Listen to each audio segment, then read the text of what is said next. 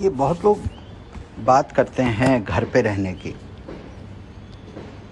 मैंने जनरली ये देखा है कि जो लोग घर पे रहते हैं ना, वो ज़्यादातर बीमार रहते हैं। हमारे बहुत सारे सीनियर्स हैं जो रिटायरमेंट भी ले चुके हैं। हम उनको भी बहुत प्यार से उनको बोलते हैं, रिक्वेस्ट करते हैं कि आप कोई ना कोई काम करते रहिए, कोई ना कोई हॉबी करते रहिए, और वो आउटडोर्स की हो।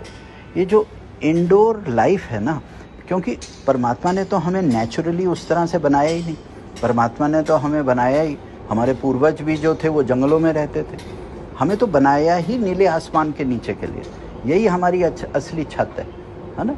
और अगर आप ग्रीनरी में नहीं रहेंगे, आउटडोर नहीं रहेंगे और चार दीवारों से घिरे रहेंगे, चार दीवारों में हमेशा कैद रहेंगे, बस इतना समझ लीजिए, इंडोर लाइफ का मतलब होता है सिक लाइफ। इंडोर लाइफ का मतलब होता है बीमारी, डिप्रेशन, एंग्जाइटी, लो फील करना। आप जितना बाहर निकलेंगे, आपका नेटवर्क बढ़ेगा, आपके दोस्त बढ़ेंगे, आप लोगों से मिलेंगे, ताज़ी हवा होगी, बॉडी एक्सरसाइज होगी, आपकी ब्रेन की केमिस्ट्री अच्छी रहेगी। सो प्लीज़ जितना आउटडोर रह सकते हैं आप उतना रहिए। Staying indoors is no solution. लोग कहते हैं स्टेइंग इंडोर से हम जी बीमार थे तो हम ठीक हो जाएंगे। कोई ठीक नहीं होता।